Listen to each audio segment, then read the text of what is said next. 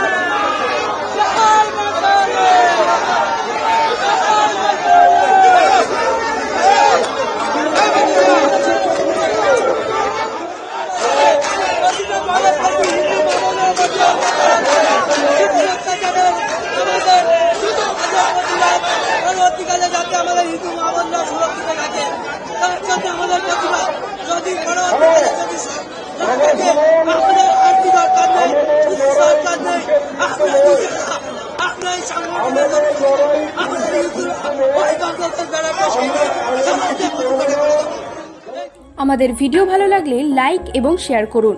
Comment সেকশনে গিয়ে জানান আপনাদের মতামত। আরও ভিডিও পেতে আমাদের চ্যানেল সাবস্ক্রাইব করুন এবং প্রতি মুহূর্তে খবরের আপডেট পেতে প্রেস করুন বেল আইকন।